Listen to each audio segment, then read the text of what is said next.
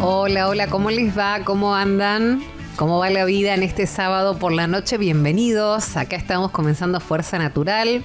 ¿Tenés algo a mano para tomar? ¿Algo calentito? ¿Algo espirituoso en esta noche? Yo voy por algo calentito. Vengo bastante apestada, como varios, ¿eh? En esta semana me crucé mucha gente que está con este estado que no sabes bien si es resfrío, si es algo gripal, si es viral, te duele el cuerpo. Bueno, justo hoy vamos a estar hablando porque me vas a escuchar respirar muy mal durante todo el programa y a lo mejor con una voz muy nasal. Entre nuestros invitados tenemos a una fonoaudióloga. Vamos a hablar de este tema, de lo importante que es poder utilizar correctamente el lenguaje, los órganos de fonación, lo importante que es aprender cuánto impacta socialmente esto también en la salud de las personas, a manera individual, a modo psicológico, en fin, tiene muchas aristas, así que vamos a estar hablando de este tema.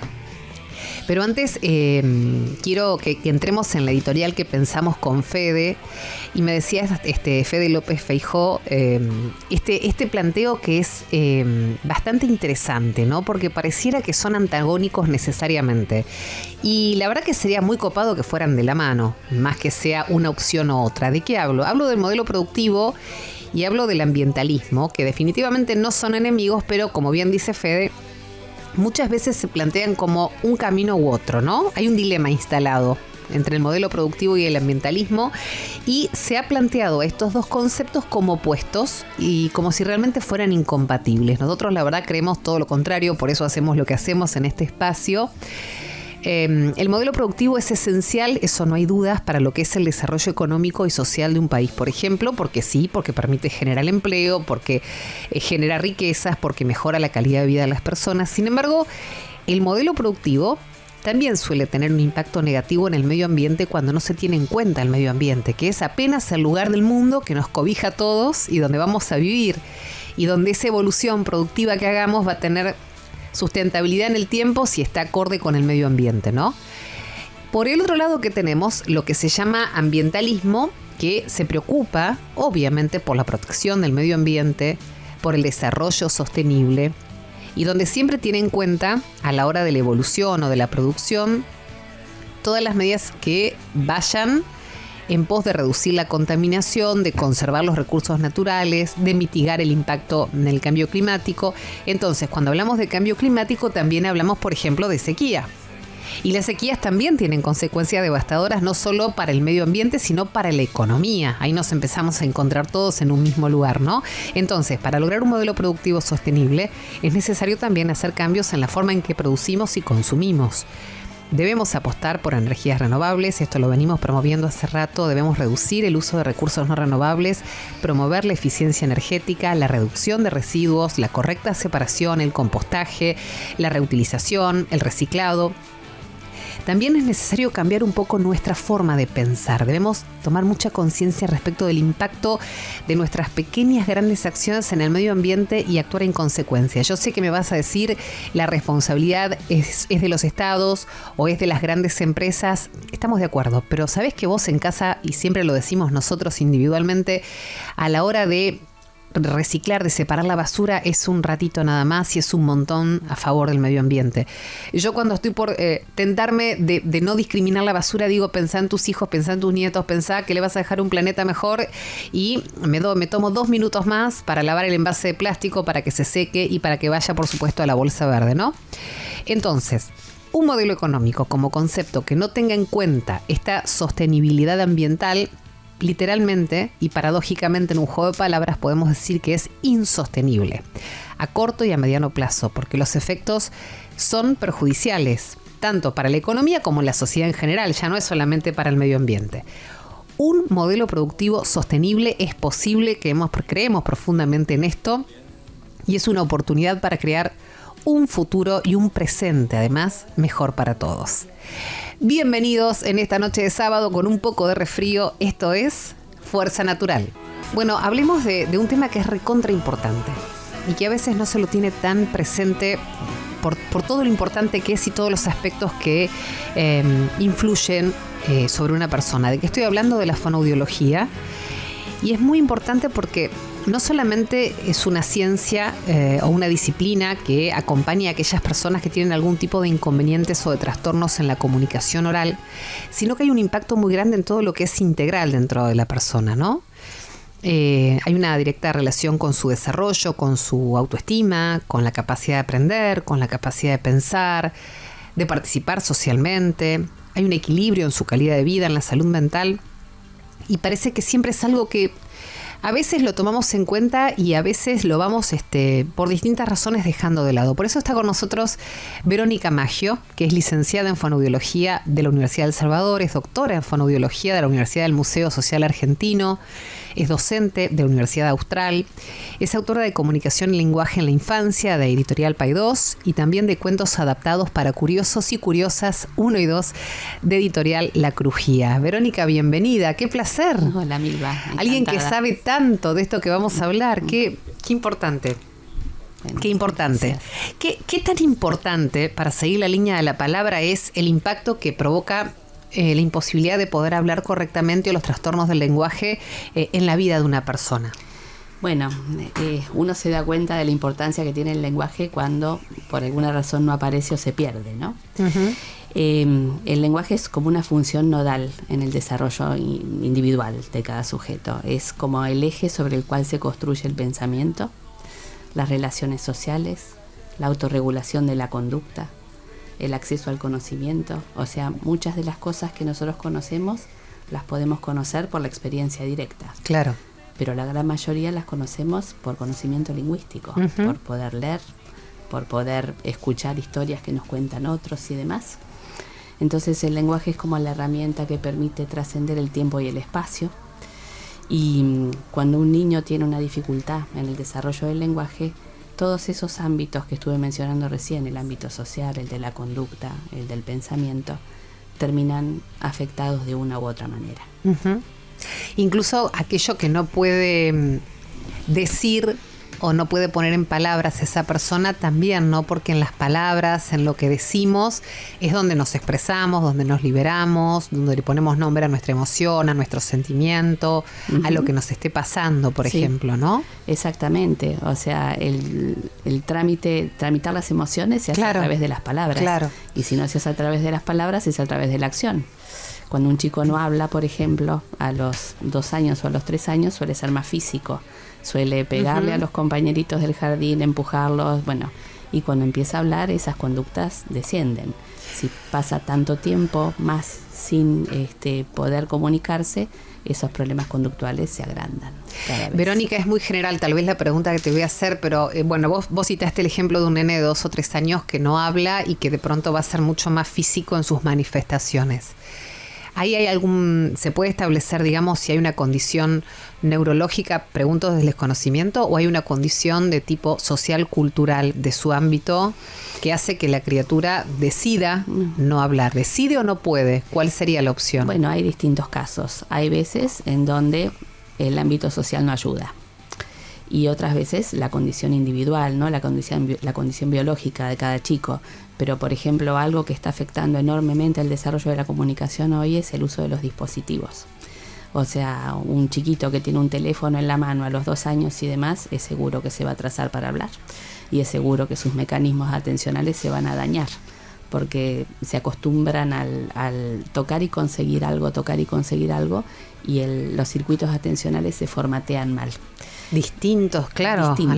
Y entiendo que mal sí, porque impide el desarrollo natural, entre comillas, ¿no? El desarrollo natural, digamos, no aprenden a esperar, no aprenden a compartir, a tener tolerancia a la espera y un montón de cosas que hacen falta. Claro, porque todo es inmediato y no necesitan comunicarse para eso. Necesitan. Entonces, muchas veces uno ve chicos de 2, 3 años que se aprenden los números en inglés, en chino, en japonés, literal, esto que te estoy diciendo, los colores también en varios idiomas, y no saben decir quiero pan.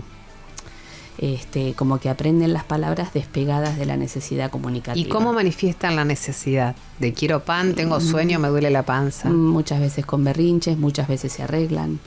Hay, dentro de toda la problemática que tenemos hoy en la comunicación en la infancia, mucho está provocado por el uso de los dispositivos. O sea que eso está marcando una historia distinta en los chicos. Ustedes como profesionales de la fonoaudiología lo pueden notar. Hay un cambio en el paradigma del perfil de los pacientes. Exactamente. La frecuencia de las dificultades es hoy mucho mayor que hace 20 o 30 años atrás. Hay muchos más chicos con problemas y muchos chicos que no hablan, que tienen problemas en la comunicación y no damos abasto a las fonoaudiólogas. Sí. Claro, porque había una época, yo me estoy tratando de remontar a mi infancia, yo tengo 48 años, y de pronto alguien iba a la fonoaudióloga para corregir algún problema en la pronunciación, para mejorar la respiración. Yo misma digo que tengo una voz bastante nasal más allá de mi estado de hoy. Hice algunas sesiones para intentar aprender a respirar y a colocar mejor la voz. Pero claro, estamos hablando de que están teniendo que ir a trabajar casi al origen, a sacarle las palabras, hoy a que no puedan... Es eso, claro, hoy no son más esas las consultas, hoy son cuadros mucho más complejos los que se presentan. Esos también están, los que vos mencionás, supuesto, pero son la minoría, digamos, y lo otro es muy llamativo, digamos. ¿Y cómo se trabaja con eso, Verónica? ¿Cómo ustedes habrán tenido que también revisar su propia teoría para el abordaje de estos nuevos pacientes modificados absolutamente por las pantallas? Sí. Y hay que trabajar mucho con los padres. Ahí se trabajan con pautas para padres y también se trabajan con los nenes. Las pantallas obviamente hay que sacarlas, o sea, no es que lo diga yo, lo digamos las fonoaudiólogas, es una prohibición de la Organización Mundial de la Salud, ¿no? Los chiquitos menores de 5 no pueden usar teléfono, ni tablet, ni nada, porque ya se comprobó que no ayuda. Y entonces se trabaja mucho con los padres en el quitar esos hábitos y enseñarle hábitos de comunicación más efectivos y bueno, y en algunos casos hay que trabajar con los chiquitos también. Claro. Pero sí. El tema es que es casi ir en contra de, a ver, la Sociedad de Pediatría, la Organización Mundial de la Salud. Sí, y la Asociación Panamericana también están advirtiendo claramente de esta limitante. Sí. No pantallas ante los 2 años, no directamente, y regulada, creo que es así, ¿verdad, Verónica? 5 minutos, claro, por semana hasta los 5. Claro, bueno. Que es casi nada, sí. Yo no sé cuántos pueden cumplirlo. Sí. El tema es la afectación emocional de los chicos y en este caso con vos puntualmente la afectación del lenguaje, nada más y nada menos. ¿Hay algún caso extremo? Obviamente preservando al paciente, no nos interesa eso, pero digo para tomar conciencia del daño que hacen cuando son inadecuados, ¿no? El uso de las pantallas, porque no se trata de demonizarlo, se trata de entender que hay un tiempo para todo y que no es el de los chicos chiquitos, tal vez. Claro, la realidad es que casos hay todos los días, no hay uno que sea particularmente extremo, pero sí lo que quiero decir es que el lenguaje es una habilidad que se desarrolla en contacto con otros. O sea, para aprender a hablar necesitas a alguien que te hable. Claro. Que te hable, que te quiera, que te acompañe, que se comunique, que te devuelva cosas. Si uno trata de depositar esa responsabilidad en un aparato, el aparato es tonto, o sea, te va a decir las palabras y lo que tiene preparado para decirte, pero no tiene una devolución afectiva. No. Ni un intercambio, ni nada, ¿no? Es más, exacerba la ansiedad, exactamente, la falta de paciencia o de tolerancia para esperar, la resolución inmediata, todo lo que no sucede en la vida, digamos. Todo lo que, claro, no te prepara para la vida, o sea, ¿no? Entonces es bastante complicado eso, sumado a que más allá de estas situaciones hay más patología del lenguaje concreta, o sea, hay muchos más chicos con autismo, hay muchos más chicos con trastorno del lenguaje. Pensá en el año, hace 30 años atrás, había un chico con diagnóstico de autismo cada 1000, 1 o 2 en 1000, y ahora tenemos 1 en 58. Es impresionante el porcentaje, pero ¿eso, Vero, tiene que ver con que se diagnostican más o que hay más casos? Hay más casos y se diagnostican más. Claro. Son las dos cosas. No se sabe la razón, pero es así, son todos chicos que necesitan atención, ¿no? Cuando decís no se sabe la razón, no sabemos si es de origen genético, neurológico, o si es algo culturalmente que se modifica en esos chicos o que no se desarrolla. Parece ser pluricausal. Pero cuando te dicen así, los investigadores es que no saben bien. O sea, hay cuestiones probablemente de índole genética que están cambiando y también cuestiones ambientales que, digamos, echan más leña al fuego, ¿no?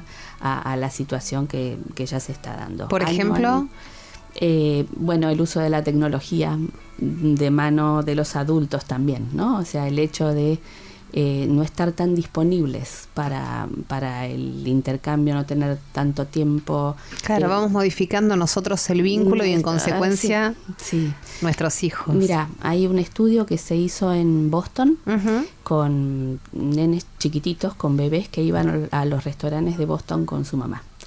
Entonces, digamos, compararon dos poblaciones, los que iban con la mamá y la mamá estaba con el teléfono, y los que la mamá estaba sin el teléfono. Lo que vieron es que aquellos en donde las mamás estaban sin teléfono, los chiquitos tenían como una comunicación fluida y demás. Una interacción, claro. Una interacción más fluida y demás. Las mamás les hablaban más, los chicos tenían mejor responsividad. Las que estaban con el teléfono se comunicaban menos veces, menos cantidad de veces con los nenes, y las respuestas que les daban a los chiquitos eran más robóticas. O sea, claro, como cuando uno le hablan y está con el celular, ¿no? Como, bueno, eso para un adulto a lo mejor no es ningún problema, pero para alguien que está aprendiendo, sí, es muy importante, digamos, el recibir estímulos de ese tipo. Sí. Verónica, ¿cuánto afectó la pandemia? ¿Qué pasó con esa generación de primer grado, segundo grado que estaba aprendiendo a leer? ¿Qué pasó con la presencia del barbijo para fluir esta comunicación que es tan fundamental cuando ves al otro, desde lo gestual, desde lo... Bueno, se provocaron, digamos, los retrasos del lenguaje aumentaron más, y los problemas de aprendizaje también. O sea, hay muchos chicos que se atrasaron, que en la pandemia no aprendieron a leer y escribir en primer grado, por ejemplo. Hay muchos chicos demorados a causa de eso, por la falta de frecuencia, de asistencia, al cole y demás. Muchos chicos no pueden aprender por Zoom porque no pueden atencionalmente y demás. Así que, lo que vimos es que provocó dificultades en el aprendizaje y esto, ¿no? Y ni que hablar, también aumentaron las dificultades del lenguaje. Más chicos chiquititos que no hablan porque estuvieron más tiempo, con las pantallas, encerrados, recluidos. Sin jardín. Claro.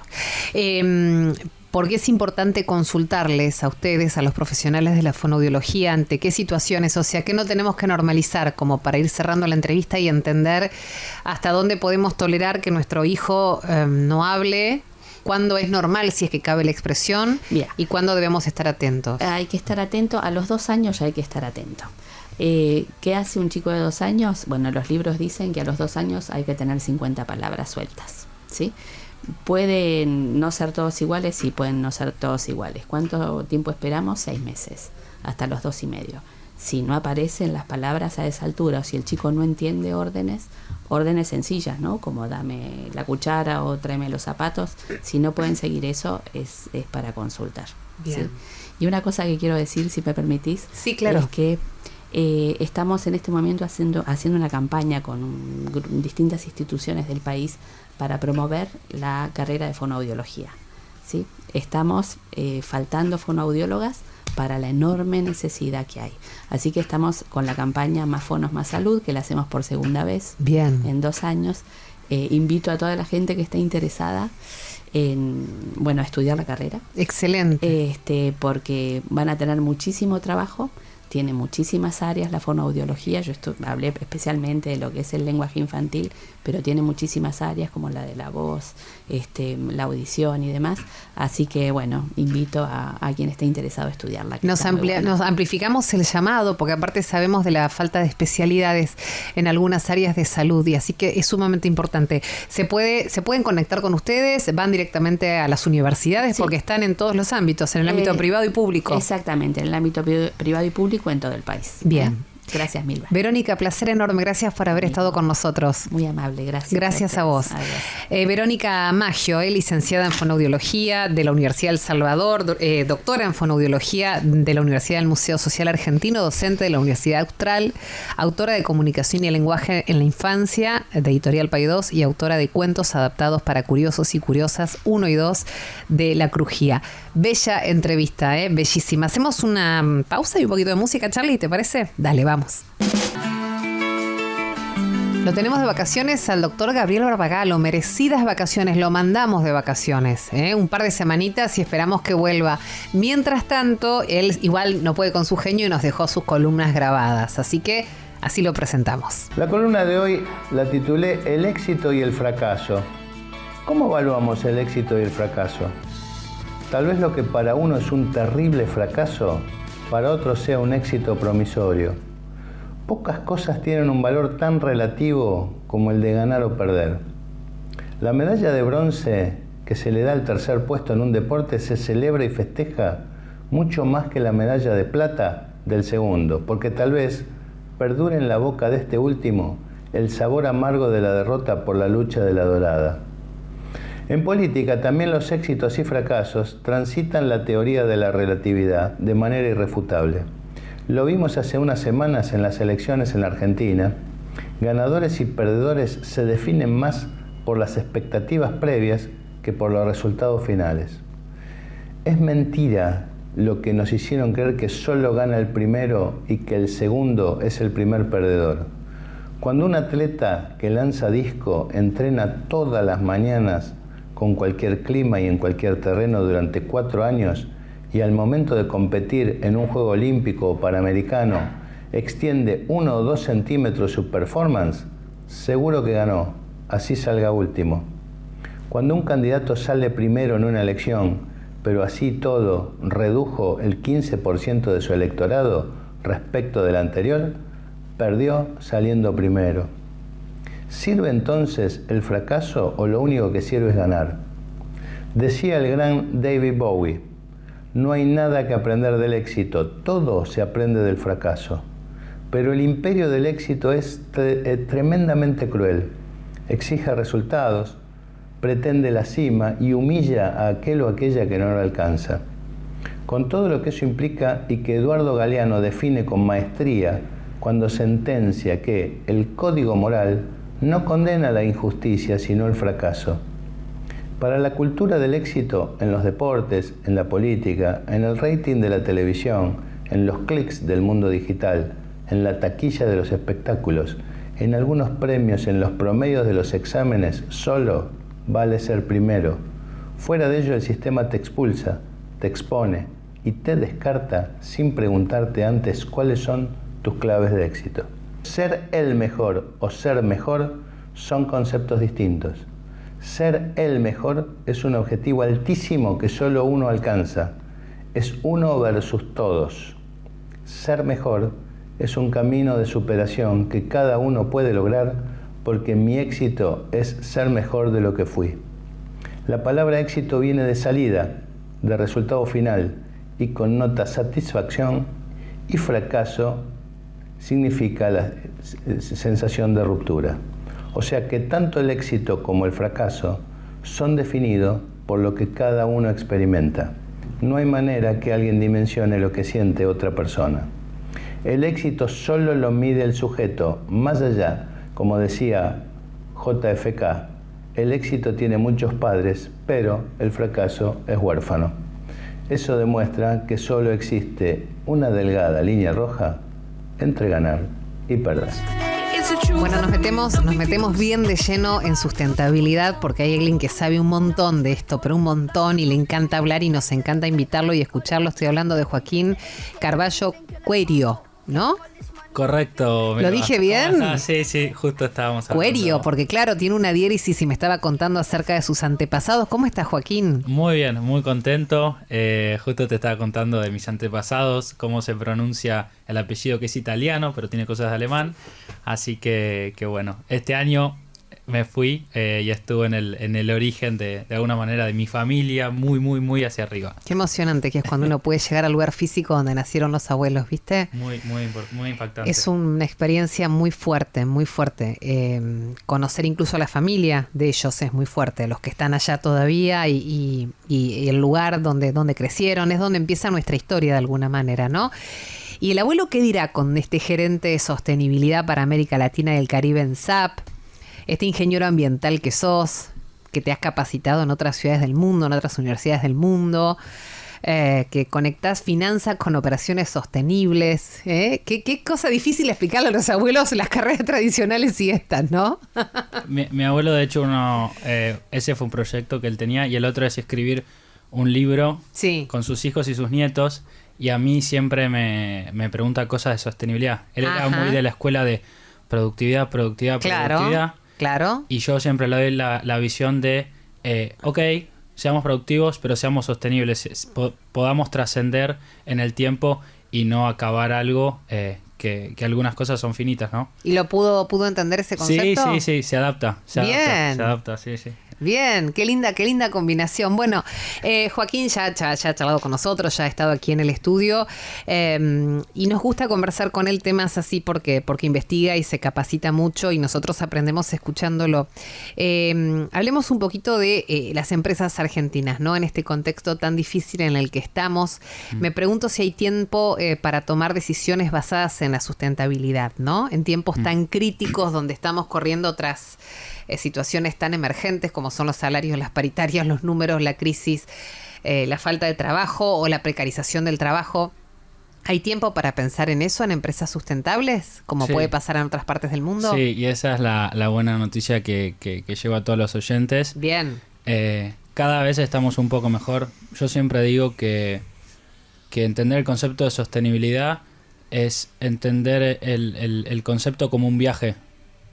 Hoy a ver, con esta charla no vamos a estar completos, pero sí vamos a estar un pasito más adelante, un poco más instruidos, vamos a poder haber dialogado y haber encendido un par de, yo le digo, lamparitas. Así que en ese sentido, las empresas en Argentina estamos aprendiendo todos, y lo más importante siempre es conocer, viajar y escuchar otras culturas, porque esto también lo hablo siempre.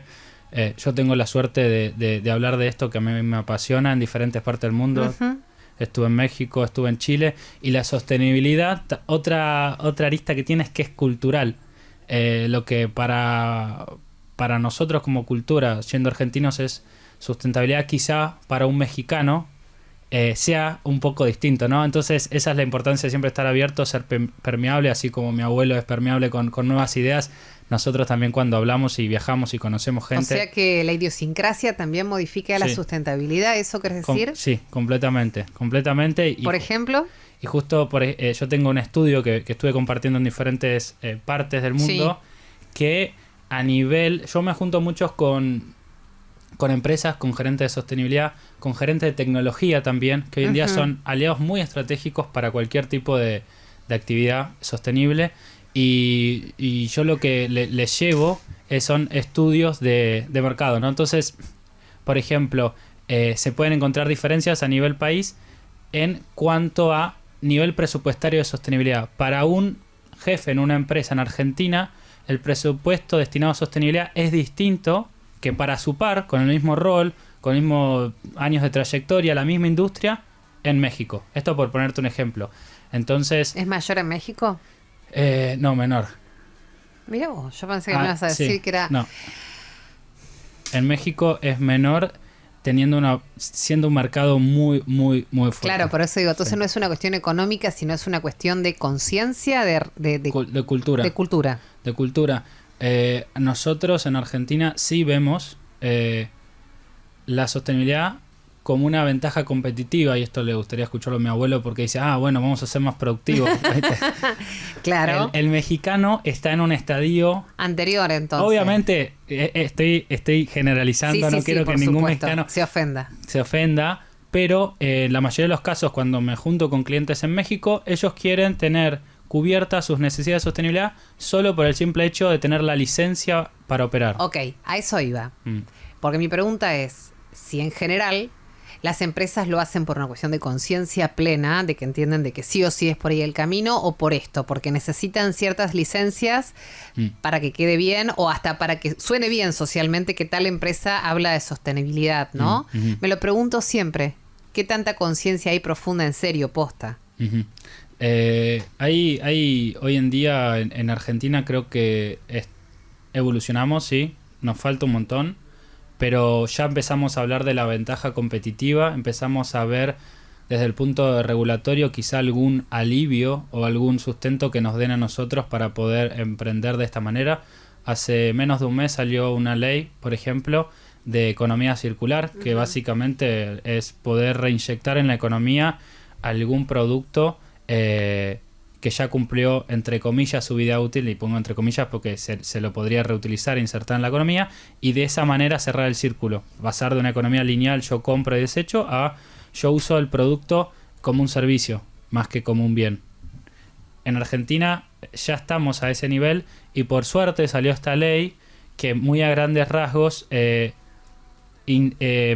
fomenta todas las industrias de reciclaje. Entonces puede ser desde una cooperativa a una gente que trabaja con chatarra, y con chatarra me refiero a metales, cualquier tipo de aleación de acero, y de esa manera empezar a entender que hay cierto mercado, y simplemente la idea es ver cómo con tecnología conectar a dos personas que no se conocían para que el desecho de una sea el insumo de otra. ¿Y eso está siendo posible en Argentina? Sí.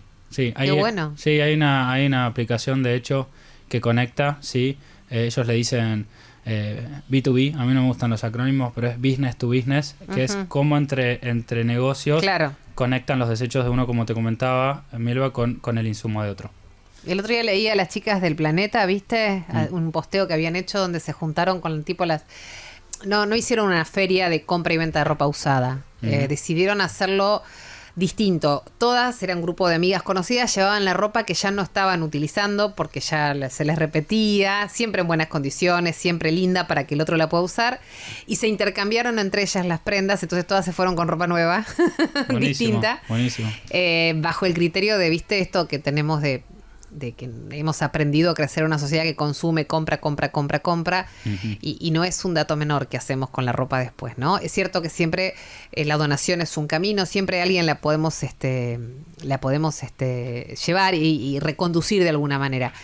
Pero bueno, me pareció muy, muy interesante y muy sencillo ese ejemplo para entender. Lo de la tecnología me parece interesante, Joaquín, que ahí es donde vos además entrás con tus conocimientos, ¿no? La tecnología que vincula y que permite que el desecho de uno sea la materia prima de otro, por ejemplo, pero dentro del cuerpo de las mismas empresas, en este cambio de pegarse a lo sustentable, hay no solamente al producto que generan o al servicio que generan, sino internamente se produce también un cambio de conciencia. ¿Se llega a ser un todo? Sí. Antiguamente, yo soy ingeniero ambiental, como decías. Antiguamente mi rol, si se quiere, era el de higienista laboral. Ese fue como el comienzo de todo. Acá no se hace... Higienista laboral, ¿qué se suponía? Que tenías era como que era para las industrias bien duras. Imagínate una metalúrgica, una petrolera, que era... darle a los empleados que trabajaran en esas industrias muy duras los elementos necesarios para que se protejan, ¿no? Algo que se llama elemento de protección personal. Claro, era como muy chiquitito. Arrancó eso. como bien operativo. Hoy en día, fíjate qué evolucionado, que estamos hablando de ventaja competitiva, entrar a nuevos mercados, de cómo utilizar la tecnología, y con todo ese cambio, con todos estos años que fueron pasando, el rol que ocupa una persona que habla de sostenibilidad fue evolucionando también. Hoy en día... no importa si sos de una industria que es más intensa en términos de huella de carbono o de contaminación, sino que todas las empresas que entendieron esto empiezan a poner gente con el cargo de gerente de sostenibilidad. Yo primero pasé a trabajar con Argentina, y después mi empresa me dijo: che, Joaco, ¿por qué no tenés la visión holística a nivel Latinoamérica?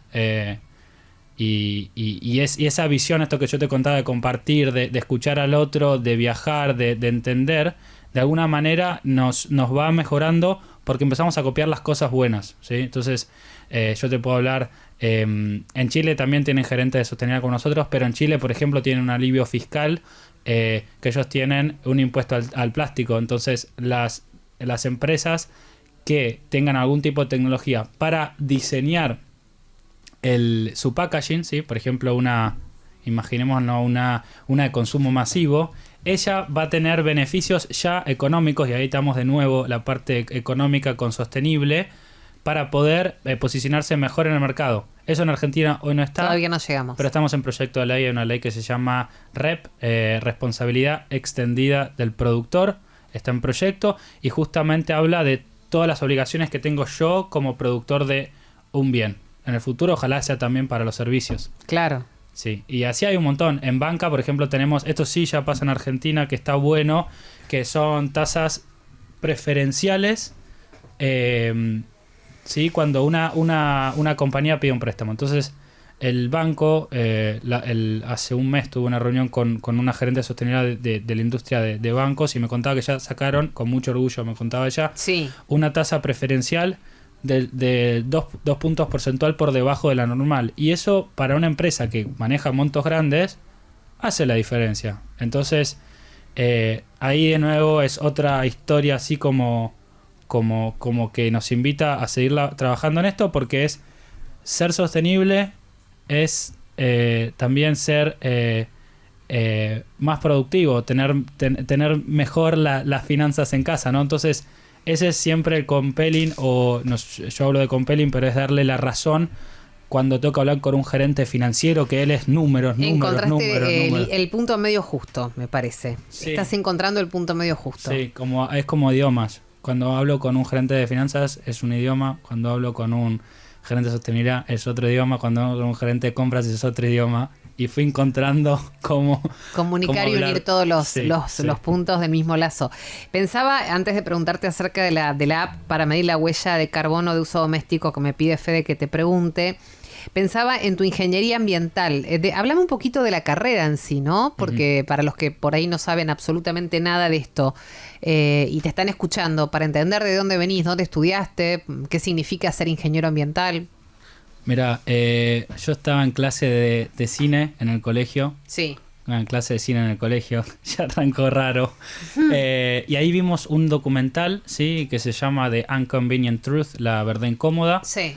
Y ahí con 15 años yo supe que quería dedicarme a esto. Ahí fue el quiebre, lo tenés así recontra claro. Sí, era una tarde. ¿Y qué fue lo que viste tan impresionante que dijiste yo voy a ocuparme de esto? Las emisiones de dióxido de carbono, que es uno de los gases de efecto invernadero, ¿sí? En un grafiquito muy al estilo, yo tengo 30 años, era muy al estilo, no sé, de los 2000, ¿viste? Rojo, eje Y, eje X, yo muy ingeniero así, entonces que crecía y el presentador se ponía como una especie de escalera y iba subiendo la escalera y iba diciendo, che, mirá cómo está subiendo. Y eso a mí me quedó muy a pecho. Y de ahí dije, así como yo tenía 15 años, me acuerdo, volví a casa y le dije a mi mamá y mi abuelo, que ya me venían preguntando de qué quería hacer de grande, voy a hacer algo con ambiental, derecho ambiental, ingeniería ambiental, no sé, pero algo de ambiental. Y bueno, y ahí arranqué a fijarme qué universidades tenía. Ingeniería ambiental es relativamente nueva como carrera.